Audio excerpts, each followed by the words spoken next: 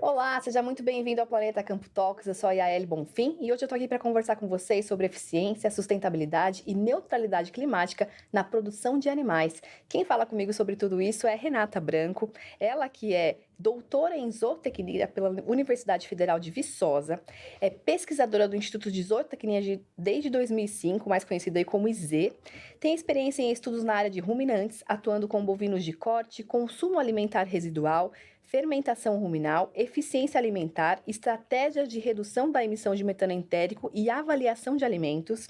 Na área administrativa, ela foi diretora do Centro de Pesquisas em Bovinos de Corte do IZ de 2010 a 2013 e também diretora-geral do Instituto de Zootecnia de 2013 a 2019.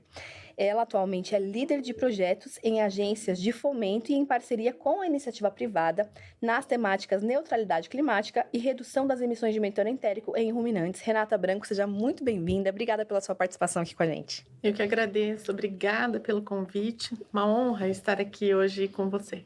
Uma honra te receber aqui comigo, realmente admiro demais o seu trabalho, acredito que você é uma das pessoas que mais entendem, né, desse assunto todo de neutralidade climática, de eficiência na produção de animais no Brasil, então realmente é um prazer te ter aqui com a gente.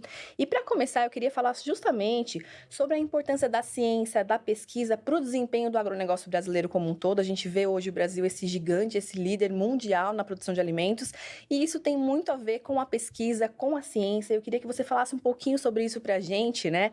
Especialmente quando a gente reflete sobre o estado de São Paulo. A gente vê a Embrapa aí com 50 anos, completou 50 anos recentemente, e a gente vê o IZ, por exemplo, com 119 anos aqui em São Paulo. Então eu queria que você falasse um pouquinho sobre tudo isso. É indiscutível, né, a importância da pesquisa para a produção de alimentos e da pesquisa para a vida, né? Mas o protagonismo de São Paulo é muito relevante. O IZ tem 119 anos e tem um vozinho aí atrás, que é o Instituto Agronômico de Campinas, que tem 130 anos, né? Nós somos ligados à Secretaria de Agricultura e Abastecimento do Estado de São Paulo, e o Instituto Agronômico de Campinas foi fundado por Dom Pedro II. Tem um prédio lá em Campinas que leva o nome dele, e dali surgiram vários outros institutos de pesquisa, inclusive a Exalc, que é a gloriosa, que é referência em pesquisa no agro, né? Então, o estado de São Paulo, ele é protagonista e continua sendo, né? Continua sendo aí desenvolvedor de grandes tecnologias. Existe um investimento robusto da Agência de Fomento do Estado, que é a FAPESP, nas pesquisas voltadas para o agro, nas pesquisas aqui em São Paulo, e daqui é onde as tecnologias elas são disseminadas para o país. Então, é muito relevante o estado de São Paulo para o resto do Brasil. Muito bom. Agora, Renata, a gente vai falar bastante hoje sobre essa questão da produção animal sustentável. E aí, quando a gente fala em sustentabilidade na pecuária, o que isso significa? Quais são os pilares da produção sustentável para você?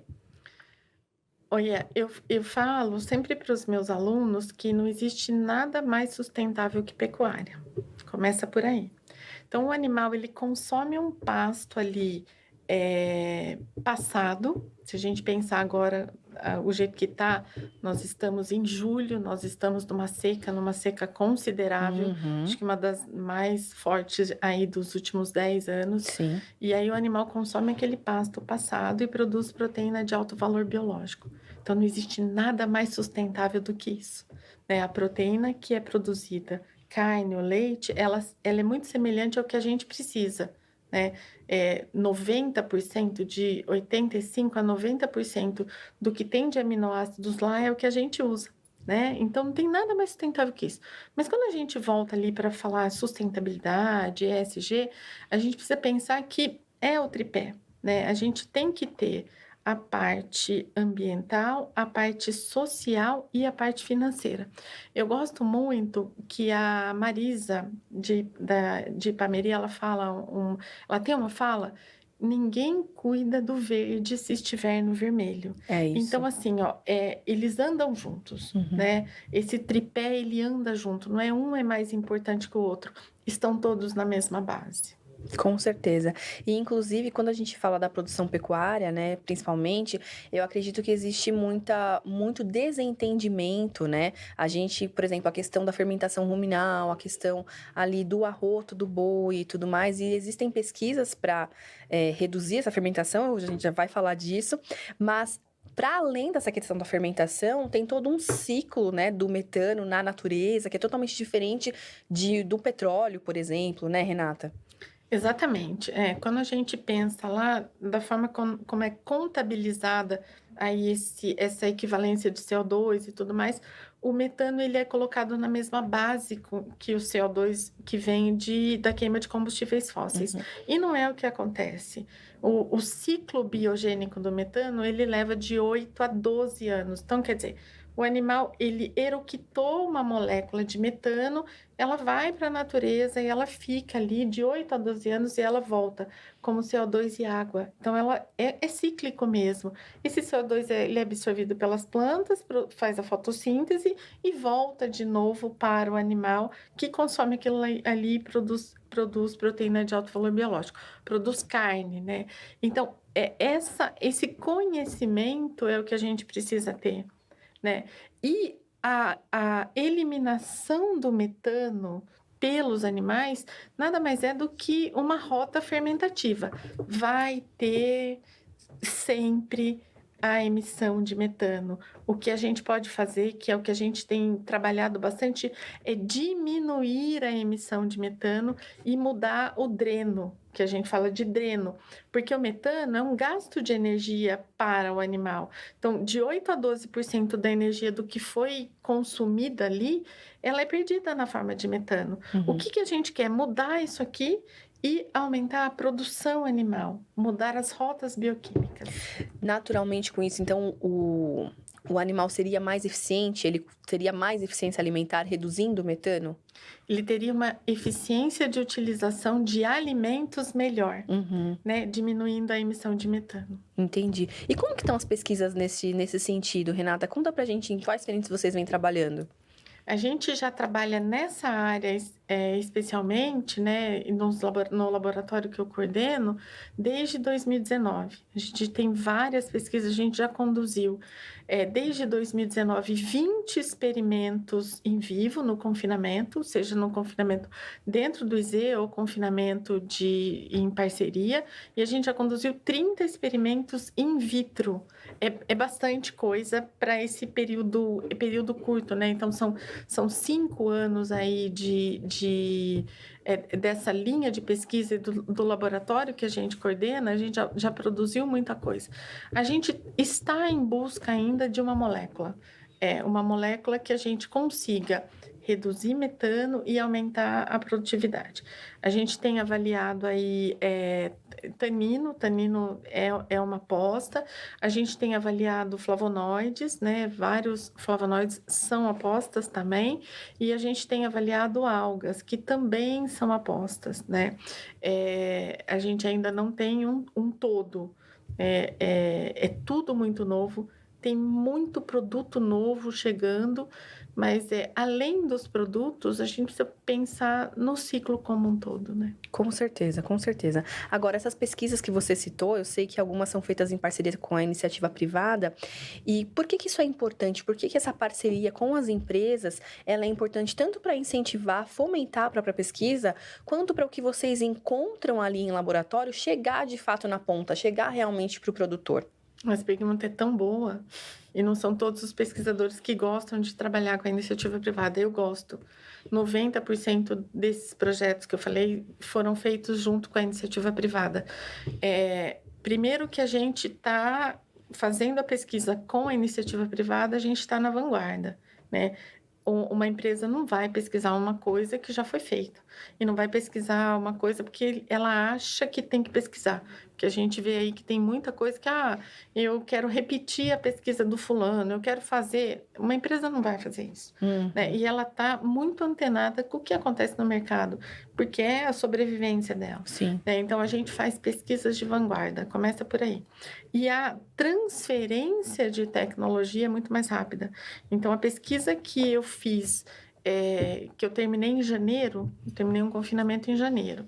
A gente já entregou os relatórios para a empresa, a gente já está trabalhando no artigo científico, que sempre tem que ter a parte científica para dar validade, né, para dar força para essa pesquisa e para essa empresa poder comercializar os produtos. E a gente já fez uma entrega técnica para a empresa e para os criadores que aquela empresa atende e tudo mais, a gente já fez uma entrega técnica. Então, o tempo é muito curto. Né, de janeiro, a gente está em julho, o tempo é muito curto. E o que a gente faz chega rápido até quem vai efetivamente usar. Eu sempre falo que uma pesquisa, ela não pode parar num artigo científico ou num paper, que a gente fala. Ela tem que chegar até a cadeia produtiva. E quando a gente faz isso com a iniciativa privada, a gente consegue chegar até a cadeia produtiva. Perfeito. E a questão dos recursos também faz muita diferença? Total. Né? Total, porque hoje o governo ele investe aí junto com a agência de fomento, com a FAPESP, mas é um recurso que é limitado, né? Hoje, os institutos de pesquisa têm uma lacuna aí de mão de obra seríssima, né? Não só o instituto de pesquisa, mas as universidades brasileiras têm um grande problema. E a iniciativa privada, ela aporta recurso financeiro ali para a gente fazer as pesquisas. E quando vem esse recurso financeiro, você consegue contratar novos pesquisadores, você consegue contratar a mão de obra, você consegue com que aquilo rode melhor. É óbvio, não tem nada exorbitante, mas tem que pagar a conta. Sim, com certeza. Agora, Renata, como que você enxerga o interesse das empresas em pesquisas relacionadas a essa questão de neutralidade climática? Vocês percebem ali no dia a dia que essa é uma prioridade? Não é uma prioridade para tudo, mas a gente não tem agenda. Eu gosto, eu acho bom isso. A gente está com a agenda aí bem apertada, né? Isso é muito bom. E tem uma procura grande. Uma procura grande, empresas de nutrição, empresas de genética, em algumas outras unidades do IZ, a gente tem uma procura muito grande.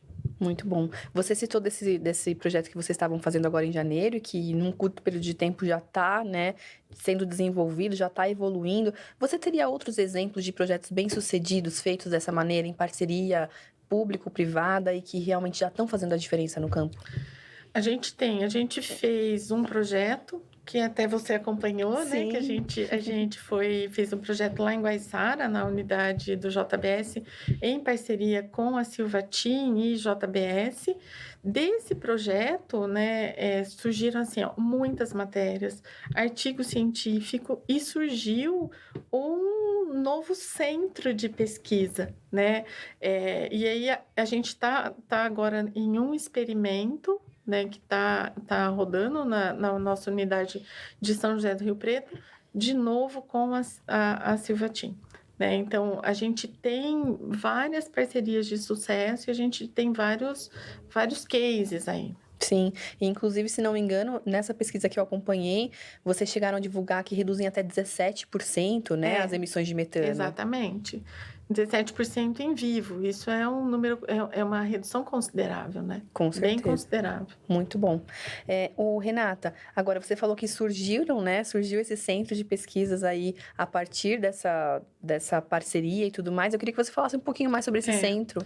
Nessas viagens, né, nas viagens de Sertãozinho até Guaiçara, e a gente ia discutindo e conversando, e aí surgiu a oportunidade da gente enviar um projeto para a FAPESP, né, um projeto em conjunto com a iniciativa privada, onde a FAPESP ela aportaria R$1 para cada R$1 investido da iniciativa privada. E a gente tem que resolver um problema, então uma política pública. Né? Antigamente chamava núcleo orientado a problema. Hoje já é um centro de ciência para o desenvolvimento.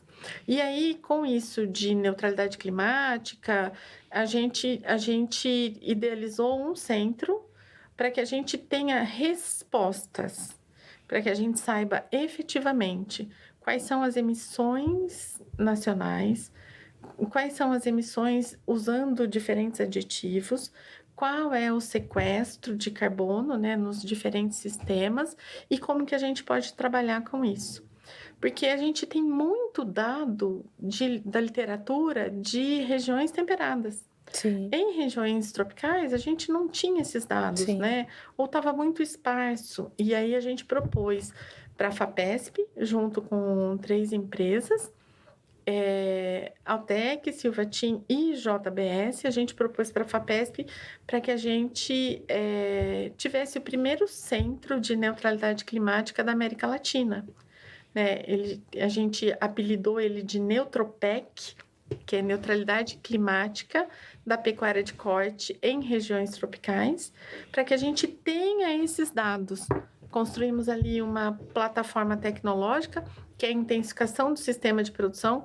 Não vai existir neutralidade climática sem a intensificação do sistema de produção. Uhum. E aí a gente enxergou 5 plataformas de pesquisa, que a gente acha onde a gente tem que ter mais cuidado e fazer mais pesquisa. E quais seriam essas plataformas, Renata? A gente tem tecnologias nutricionais, né? A gente precisa trabalhar com a parte de nutrição ainda, tem muita coisa. Então, otimizar a fermentação ruminal, diminuir esse dreno, melhorar aí a produção de ácidos graxos de cadeia curta, que é o alimento do boi, isso é muito importante. Conhecer microbiota ruminal, o que a gente está alimentando é muito importante.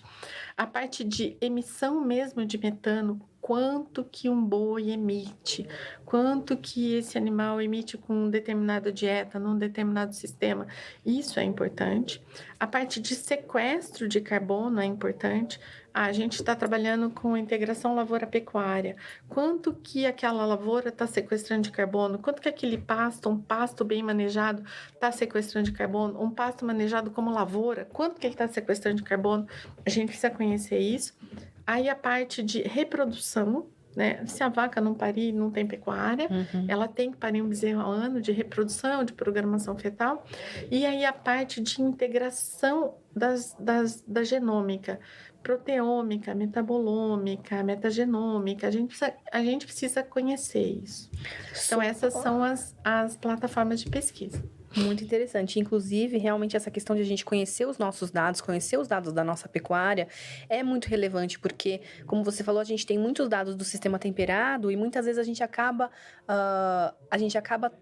sendo imputados no Brasil como se a gente emitisse a mesma coisa da Europa ou dos Estados Unidos, por exemplo, e não tem absolutamente nada a ver, né? A gente normalmente, inclusive, nos Estados Unidos, por exemplo, eles até no mercado e tal, você vê, por exemplo, as embalagens das carnes ali, quando o animal é criado a pasto, eles dando todo um marketing, né? Um diferencial para aquele produto, sendo que, por exemplo, no Brasil é a realidade, né? De um alto percentual, e a grande maioria da nossa criação já é assim, e muitas vezes a gente não conhece esses números para mostrar, né, Renata? A gente só termina o animal no confinamento, né? Quando a gente termina confinamento, né? Se a gente pegar aí dados aí da BIEC, os dados da Apex, 18% no máximo é terminado em confinamento. Então, 82% é terminado a pasto. Desses 18% que terminaram em confinamento, a totalidade viveu até 130 dias antes do abate, a pasto, em sistemas de pastagem. Então, a gente precisa conhecer esses dados, a gente precisa valorizar isso e a gente precisa saber manejar. Com certeza. Né? Porque ainda o pasto é uma das coisas mais complicadas, né? Para mim, é o mais difícil ainda hoje na pecuária, né? Um bom manejo de pasto, saber quando você tem que colocar o animal, quando que tem que tirar, quando que você otimiza a colheita de pasto, como que você tem que lidar com o pasto. Eu gosto muito quando a Janaína e o Felipe, eles falam, seu pasto é lavoura, e é lavoura, tem que enxergar o pasto como lavoura, não tem como, né? Então, a gente precisa conhecer os dados e informar corretamente. Porque a gente tem informado em cima de equações que foram construídas em regiões temperadas, equações europeias, equações americanas. E o Brasil, ele vai apanhar mesmo se continuar assim. Com certeza. E é importante tanto para a gente melhorar nossa imagem, quanto para a gente conseguir realmente se colocar frente ao mundo com relação a essas questões, todas as metas climáticas, a gente conseguir realmente se colocar como um protagonista. Isso tudo é muito importante. Agora, Renata, para aumentar a eficiência, então, da produção, que você falou que é o caminho, a intensificação, a eficiência é o caminho para a gente conseguir a neutralidade climática, quais são as dicas que você dá para os pecuaristas que assistem a gente, que queiram realmente melhorar a sua produção? Primeiro, um bom manejo de pasto, né? Então, precisa aprender a manejar pasto. E aí, quando a gente tem os cursos, quando a gente tem os workshops, os congressos, né? Normalmente quem vai é o pecuarista ou o gerente. Leva quem maneja pasto. Leva quem está lá no dia a dia para poder ensinar, para poder aprender. Porque o segredo da produção brasileira, ele é o pasto. Uma nutrição bem feita, né? Então, aí, assim, ó, suplementações estratégicas, não suplementação o tempo todo, né? Então, quando você conhece bem o pasto, você sabe onde você precisa colocar um suplemento, que tipo de suplemento você precisa colocar. Então, suplementação estratégica. Genética, não tem como, né? Genética é a base disso. Eu trabalhei muitos anos com consumo alimentar residual. As primeiras pesquisas conduzidas no país, fui eu que conduzi quando eu entrei no IZ. E foram muitos anos, e a gente sabe que aí um animal selecionado para ser mais eficiente, ele é mais eficiente na utilização de alimentos, ele diminui a emissão de metano, ele diminui tempo, né? O ciclo de vida dele é menor. Então tem que trabalhar com genética, porque você vai ter um pasto bom, você vai dar comida boa. Se você der Para um animal que não performa, não tem, vai estar jogando dinheiro fora, né? Os aditivos, né? Os aditivos que têm sido colocados aí no mercado, tem muito aditivo, né? Então, peguem os que foram feitos, pesquisa mesmo. Porque a gente vê que tem muita coisa sendo oferecida e só falando, isso faz, isso acontece. Foi feita pesquisa séria, tem artigo científico, né? Foi um grupo sério que trabalhou, então deem uma olhada nisso. Além da pastagem, os sistemas de manejo do pasto. Se é um pasto rotacionado, se não é um pasto rotacionado, a gente sabe que existe aí um efeito grande. Então, tem uma gama de coisas que dá para a gente fazer. A sanidade, ela tá aí, ela tem que ser muito trabalhada, né? Tem uma gama de coisas que dá para a gente fazer para que a gente tenha uma pecuária mais sustentável, que ela já é, né? Perfeito. Agora, Renata, para a gente encerrar, como que vem sendo, como vocês pensam o futuro desses estudos e desses centros de pesquisas para a neutralidade climática? Qual que é o grande objetivo de vocês, pesquisadores, com esses centros de pesquisa, como o Neutropec, o Rumen Lab?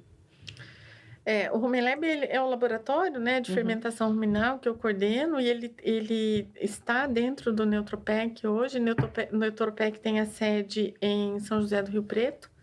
É uma unidade do Instituto Zootecnia, onde a gente criou o Centro de Pecuária Sustentável. A gente quer ser líder nessas pesquisas em regiões tropicais, né? E a gente quer agregar cada vez mais gente, cada vez mais pesquisador, e a gente conseguir aí uma discussão coesa e que a gente fale sempre a mesma língua, né?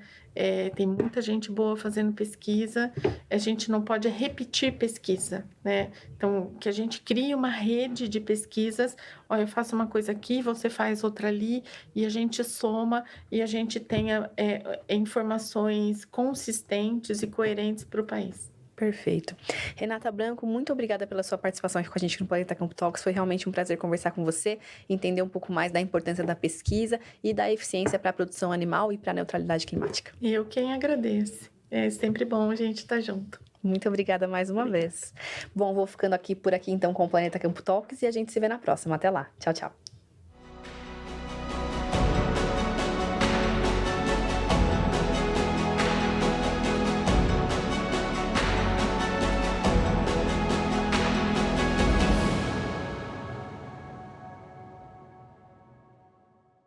Planeta Campo Talks.